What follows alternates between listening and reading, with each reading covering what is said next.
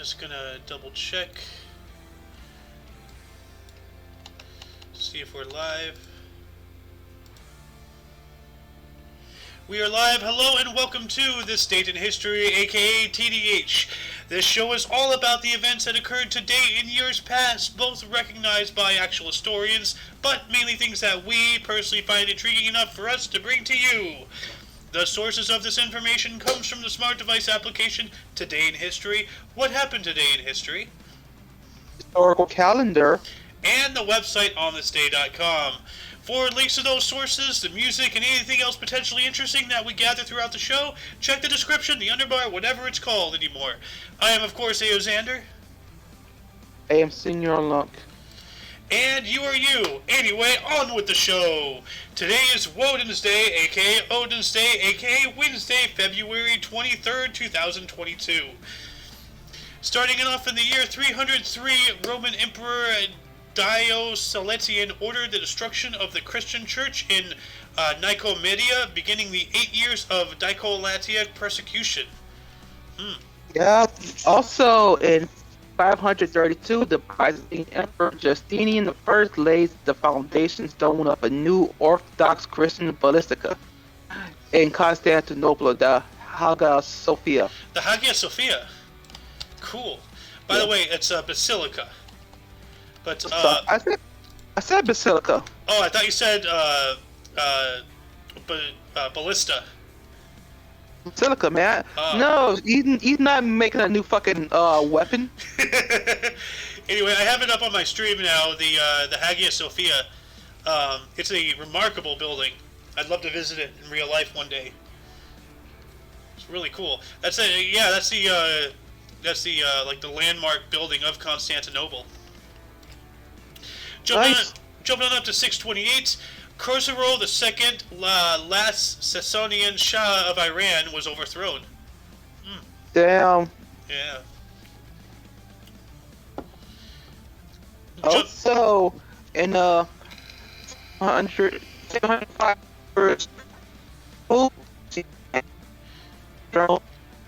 dynasty. You broke up really badly that entire time. Yeah, I know. There's a bunch of fucking I don't know what's going on. Weird. Well, Empress Wu Xintang advocates the throne, restoring the Tang dynasty. Nice. About twice as long after that, with a little bit more changed, the year 1455, traditionally the date of publication of the Gutenberg Bible, the Western book printed with movable type. Which means, like, Nice. they move the blocks for the press. So. Yeah. Yeah. Also, in 1778, American Revolutionary War, Baron von Steuben arrives at Valley Forge to help to train the Continental Army. Yeah, they arrived at Valley Forge in Pennsylvania to help train the Continental Army. Baron von Steuben. Is this the same guy that was in the Patriot? I think so. Portrayed as the the guy in the Patriot? 'Cause I remember a French guy. Yeah. Yeah, I think it's this guy here. Anyway, moving on up to 1820. The Cato Street Conspiracy, in which a plot to murder all the British cabinet ministers was exposed and the conspirators were arrested. Damn. You know, instead of arresting the conspirators, maybe they should realize, like, oh, hey, what did we do to drive these people, to want to kill us all? They never think about that. So. Also, in 1836, revolution, siege of the Alamo, prelude to the Battle of the Alamo in Antonio, Texas. You were very roboty. Well, I can't stop it when every time there's a fucking pop up. Oh. But yeah. Oh. 1836, Texas Revolution, the siege of the Alamo, prelude to the Battle of the Alamo, begins in San Antonio, Texas. Remember the Alamo, guys. I was watching something about the Alamo. Once again, another Simon Whistler. I've kind of been binge watching his videos lately, um, and apparently at one point they almost tore it down. The Alamo. Can you imagine? Yeah. Moving on up to 1847, during the Mexican-American War, the Battle of Buena Vista in Mexico, American troops under future President Zachary Taylor defeated Mexican General Antonio Lopez de Santa Anna. So I'm not sure. No, like I think because like in the movie The Alamo, the more recent one, where the guy playing Davy Crockett was playing the violin to that Mexican song that I forgot what it's called in Spanish, but it translates to throat slit or something. But during that movie, shortly after the Alamo fell, the Mexican army was intercepted and such. Now I'm not sure if that was like a few days or weeks, or if this is the battle that happened like a whole year later. Anyway, what happened in 1854, Mr. Lunk? In 1854, the official independence of the Orange Free State is declared. Nice. I've been hearing a lot about this Orange Free State lately. I want to look this up real quick. Orange Free States. It was an independent Boer sovereign republic under British suzerainty in southern Africa during the second half of the 19th century, which ceased to exist after it was defeated and surrendered to the British Empire at the end of the Second Boer War in 1902. Interesting. Anyway, moving on to 1861, President-elect Abraham Lincoln arrived secretly in Washington, D.C. after having thwarted an alleged assassination plot in Baltimore, Maryland. Yeah, they've been trying. They were trying to kill him since before he got president. But once you get to a certain level, of public notoriety, be it politics, press, entertainment, or any sort of field, once your name starts getting recognized, people inevitably will start wanting to kill you for whatever reason. That's just nature. Sad, but. Jumping on up to 1870, during the Reconstruction era, post-U.S. Civil War military control of Mississippi ceased, and the state was readmitted into the Union. Nice. Yep, nice. Oh shit, the script done went up all the way up, and I don't want to. Okay, I'm getting to my phone and doing it that way. Okay. You're having this problem on your computer? Yeah. I don't got a mouse, and I also don't like clicking and pulling up, clicking and pulling up. That sounds annoying. Yeah, so where are we on now? We are on 1883. Okay. In 1883, Alabama became the first U.S. state to enact the Antitrust Law. Now, what is an antitrust law? Let's look that up real quick. Antitrust law is a collection of mostly federal laws that regulate the conduct and organization of businesses and corporations and are generally intended to promote competition and prevent monopolies. Okay. That's what it's for in the U.S. at least. So that's cool, Alabama. In 1886, after multiple years of work, Charles Martin Hall, with his sister Julia Brainerd Hall, assisting produce the first samples of aluminum from the electrolysis of aluminum oxide, or electrolysis. It's cool. Damn. Aluminium, which I don't have an example on me immediately. I have some in a bag over there. Those are all empty cans.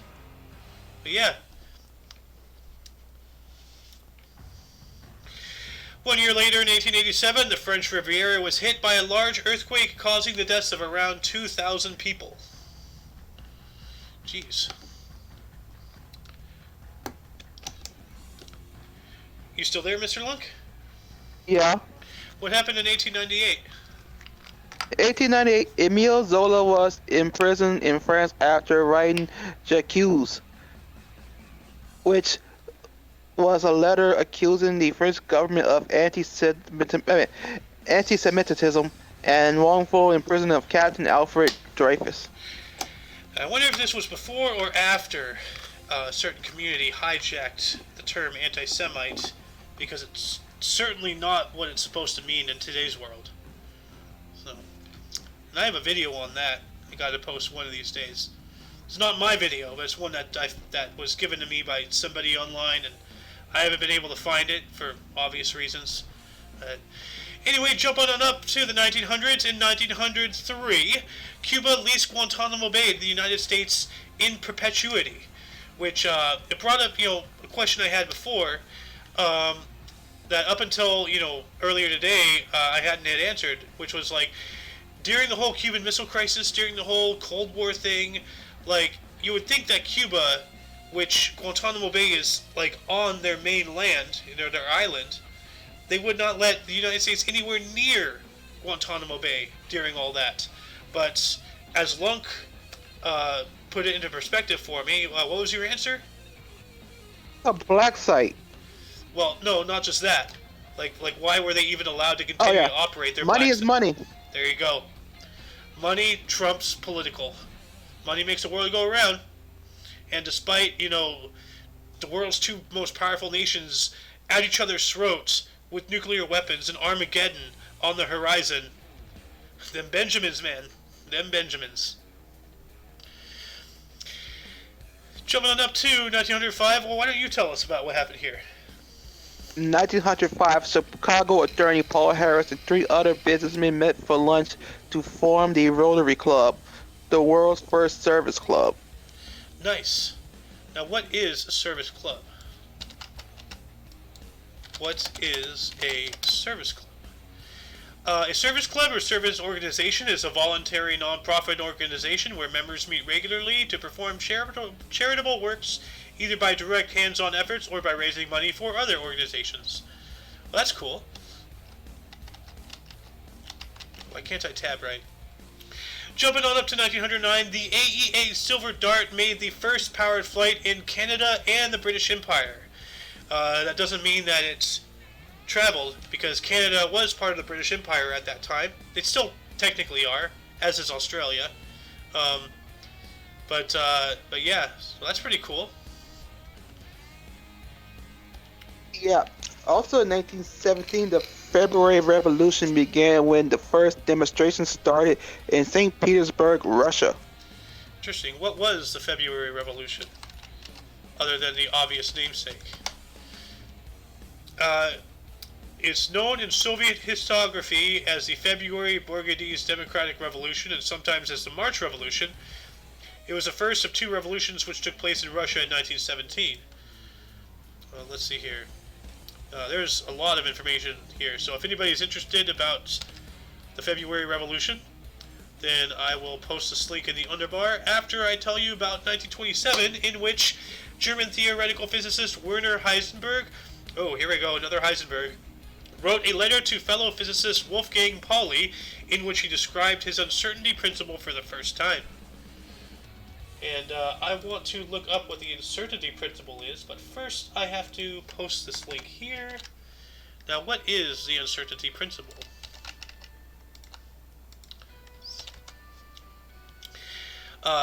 In quantum mechanics, the uncertainty principle is any of a variety of mathematical inequalities asserting a fundamental limit to the accuracy with which the values for certain pairs of physical quantities of a particle, such as position x and momentum p, can be predicted from initial conditions.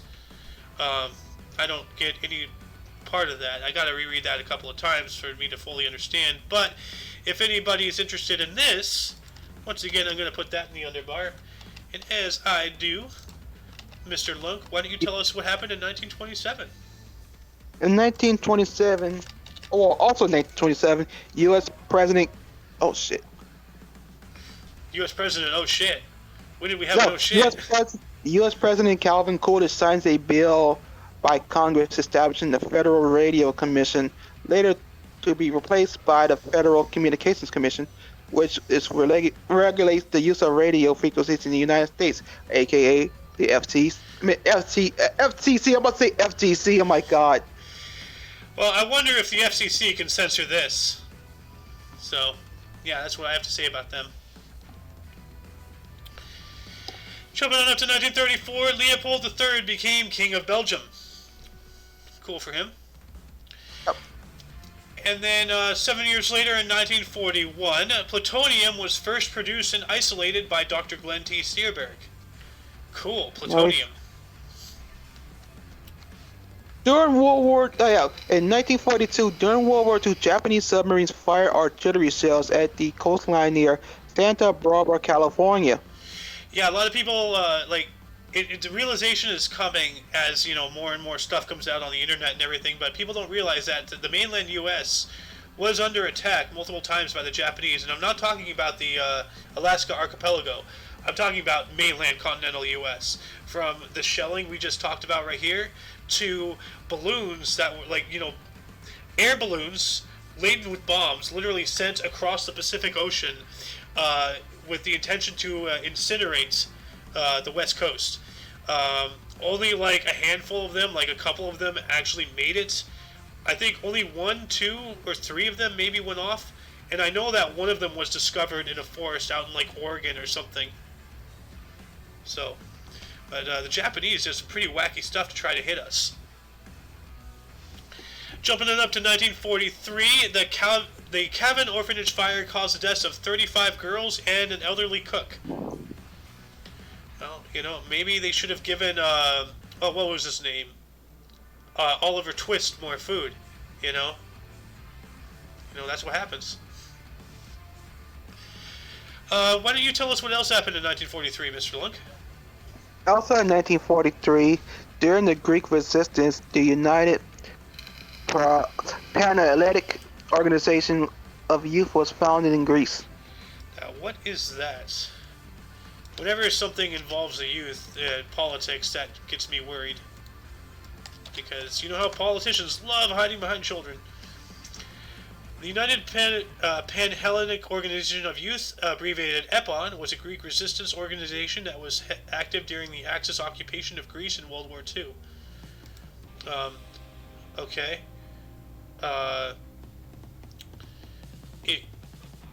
Let's see here. It was founded after the merger of 10 earlier political and resistance youth organizations, along with EAM and other affiliates and such.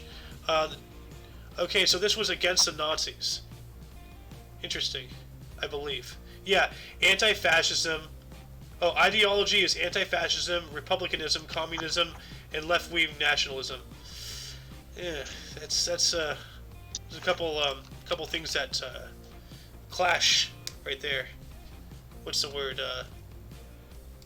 Whatever. Why don't you tell us what happened in 1944?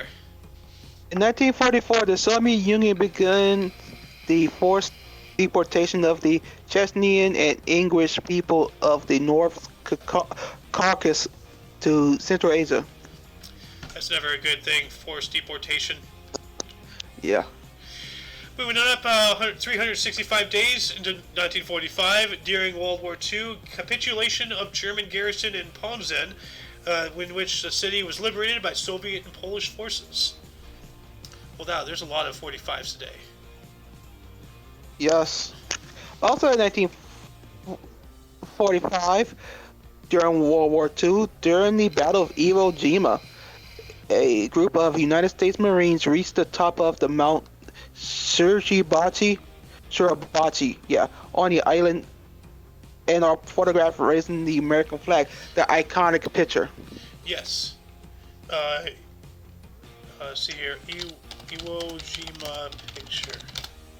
Let's see here. Yep, this one. It's the iconic picture. Yep. That was taken today, 1945. Also today in 1945, and also during the Second World War, the 11th Airborne Division with Filipino guerrillas freed all 2,147 captives of the Los Baños internment camp. Isn't Baños mean like bathroom? So, in what General Colin Powell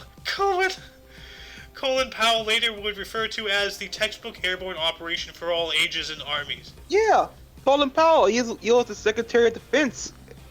at one point. Yeah, he was. Wow, he was a general way back then.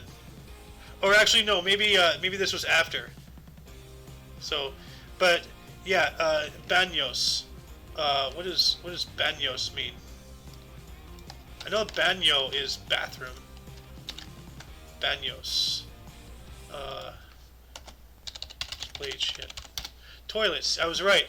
Baños means bathroom. So that means the internment camp was called the bathroom. Reminds me of my dad's story with the green latrine. You're calling my car a toilet? That's a story for another time. Yeah. Why don't you tell us what else happened in 45? In 1945, in World War II, the 11th Airborne Division with Filipino guerrillas. We already went through that. Oh yeah. In 1940, also in 1945, World War II, the German town of Pfalzheim is annihilated in a raid by 379 British bombers. Nice. Yeah, I see that name, and the first thing that comes to my mind is Filzer. I'm so conditioned. Pfalzheim. Yeah. And last but not least, in 45, and last but not least during the Second World War, the capital of the Philippines, Manila, was liberated by combined Filipino and U.S. forces. Nice. Pushing Nice back. indeed. Yes. In 1947, International Organization for Standardization is founded. Nice. Let's see what that even stands for. International Organization for Standardization is an international standard-setting body composed of representatives from various national standards organizations. The organization develops and publishes worldwide technical, instructional, and commercial standards. Cool. Jumping up on to 1954, which is the opposite of 45, the first mass inoculation of children against polio with the Salk vaccine began in Pittsburgh. Nice. Yeah.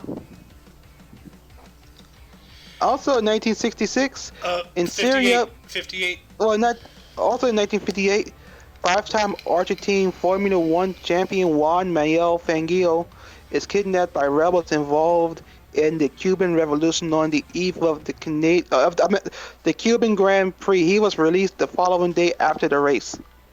Dang. Nice. Jumping up to 1966, in Syria, Ba'ath Party member Salah Jadid led an intra-party military coup that replaced the previous government of General Alman al-Hafiz, also a Ba'athist. Not a botanist, a Ba'athist. Ba'athist. He's a bathysphere.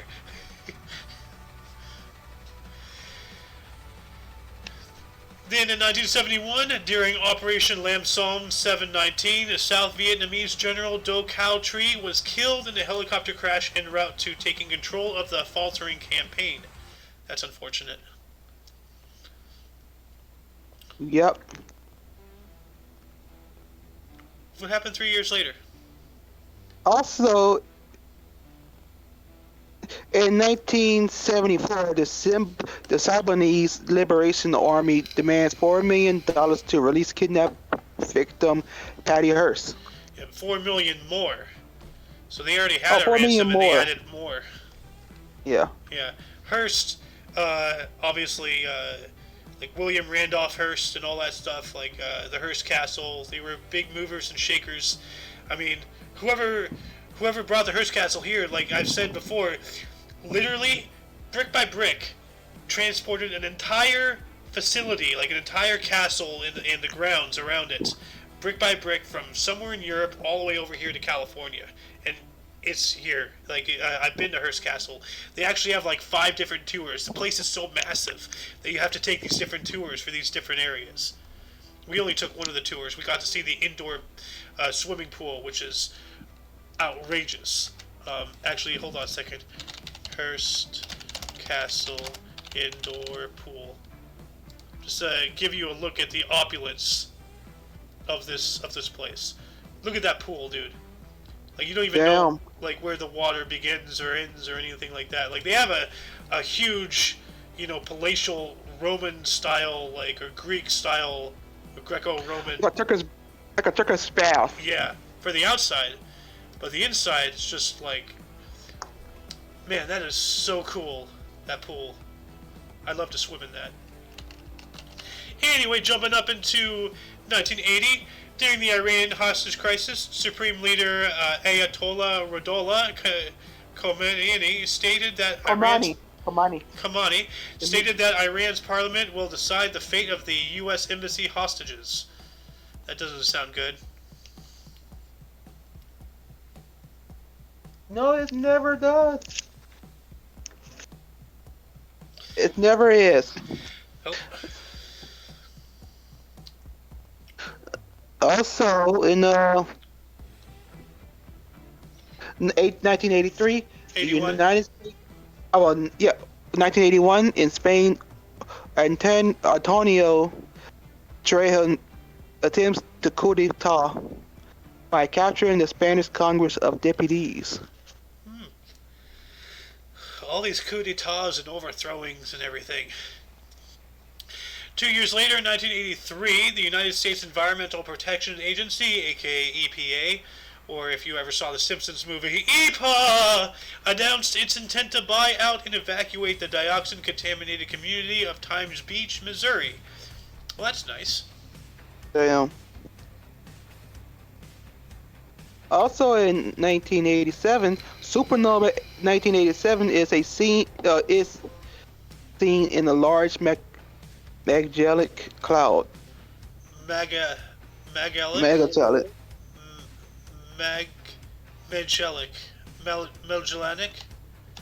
Magellanic. Yeah, Magellanic cloud. Yeah. And I'm looking it up right here. Yeah, here it is. Here's a supernova. Ah. Oh, wow. We see it throughout all the years. Look at that. That's cool. We can see the changing of the color, disbursements. It's pretty nifty. I guess that's what this is here. Bright light. Yep, I see it. It looks awesome. Yeah. Jumping on up to 1988, Saddam Hussein began the Anfal genocide against Kurds and Assyrians in northern Iraq. Ay, ay, ay. Genocidal maniac. We let him live until whenever we pulled him out of the hole in the ground he was hiding in, literally a spider hole. 3 years later, 1991, in Thailand, General Sunhorn Kongskapong led a bloodless coup d'etat, deposing Prime Minister Sathiraye Srinivasan.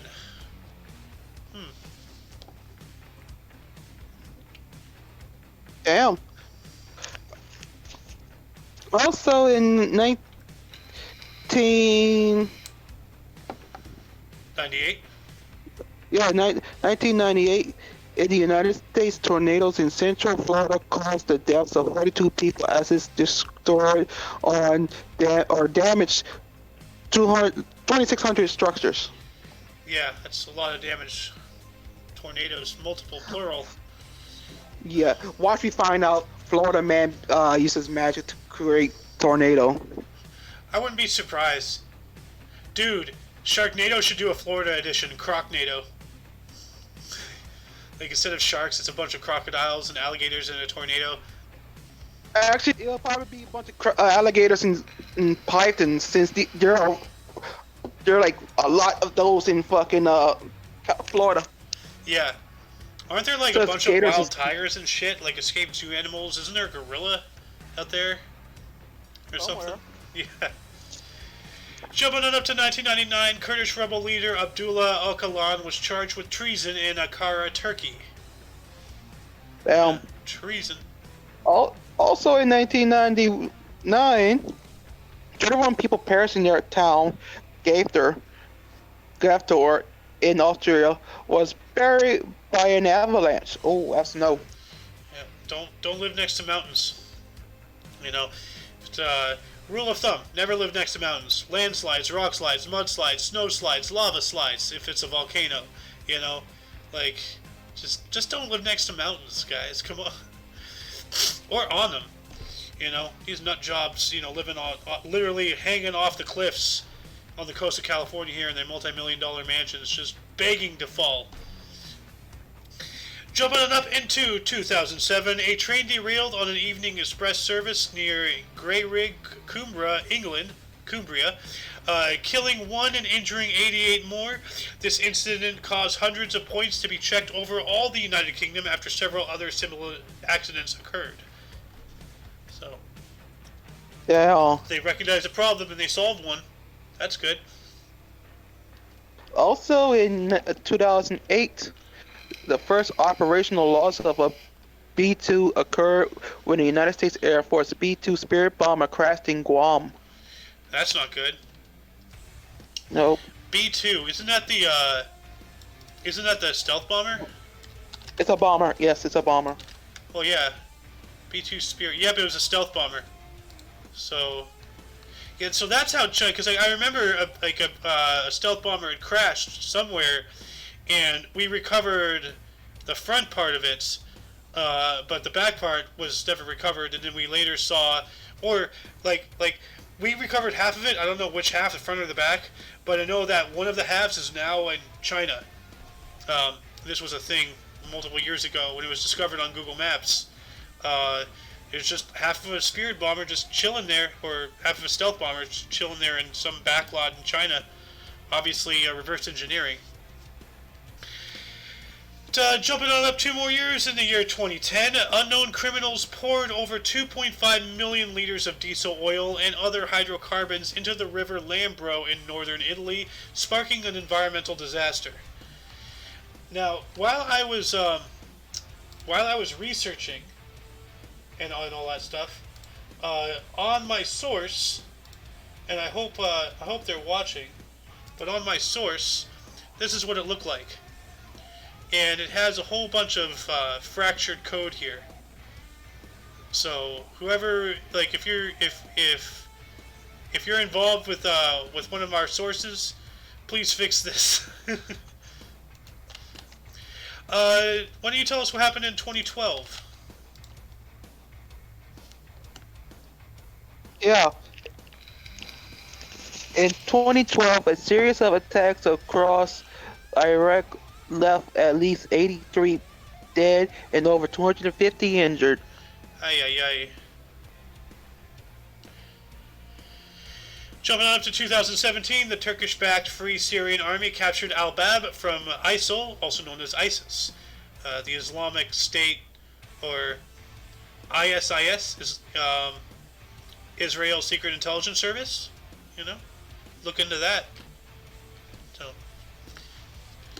why don't you tell us about 2021 here? Close us out for the main body. Sure. Also, in 2021, 4 simultaneous prison riots left at least 62 people murdered in Ecuador. Jeez. 4 simultaneous prison riots. I wonder if they were in conjunction or if they just happened. Yeah. It's interesting. Before we get into births and deaths, as per usual, any articles here intrigue you?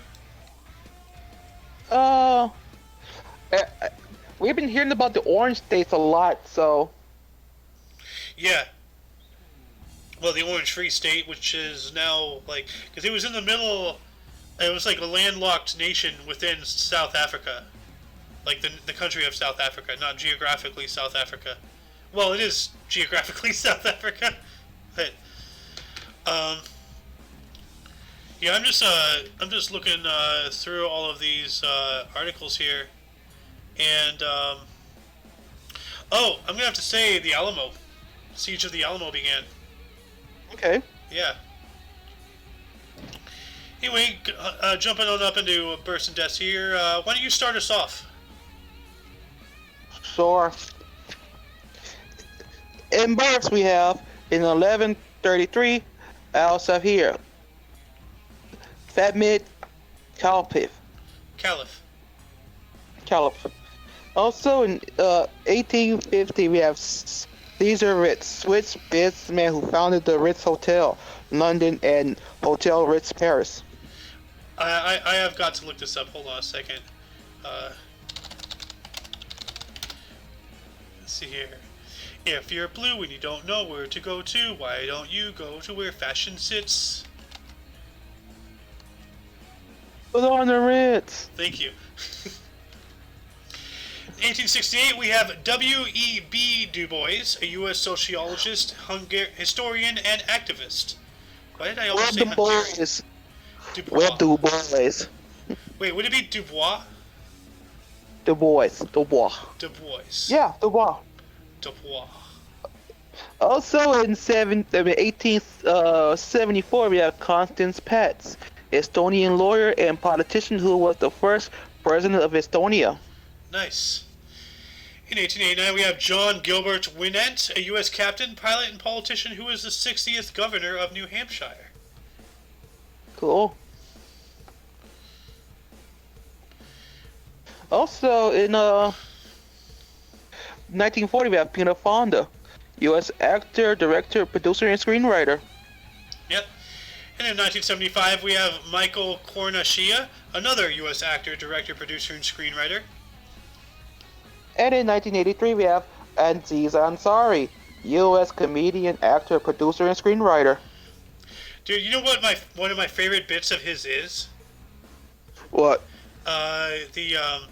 When he was talking about doing some joke, and then he said, jizz everywhere, and then the sign language person did the like it's funny. You gotta go see it. I'll play it after this after we record this. Jumping on up to 1994, we have Dakota Fanning, a U.S. actress. And that's it for the burst today.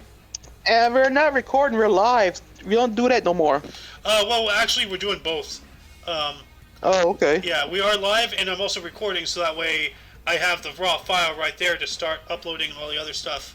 And okay. Actually, nobody has any idea what I'm even talking about. I haven't even mentioned, that we have a whole bunch of new channels on YouTube, BitChute, Rumble, called the Omni Coalition. That the links are down in the underbar. And oops, I just made the announcement officially multiple days ahead of time. Oh well. But anyway, the deaths in 715, we have Al-Walid I, a Umayyad Caliph. Also in 1554, we have Henry Grey, first Duke of Suffolk, English politician who was the first Lord Lieutenant Leicestershire. Yep. 1848, we have John Quincy Adams, a U.S. politician who was the 6th President of the United States. In 2004, we have Vijay Arand, Indian director, producer, screenwriter, and actor. Is it just me, or the combination of actor, director, producer, screenwriter, that seems to be such a common thing. That appears to be the easiest job. So many people are doing those 4 things. I don't know. And that concludes the show. Once again, check the underbar for any links you may be interested in. For your dose of past events daily, I am A.O. Xander. Senor Long. And we stream every day. Time's still not set. Things are still kind of crazy. But hopefully after tomorrow, I can start getting some things situated. And, yeah. But anyway, don't forget to check the underbar for any links. I already said that, which also has Sohin TV on Twitch. Yep. Don't forget to look right and left at every other section, rate 5 thumbs, and subscribe. Until tomorrow, you'll see us then. Toodles.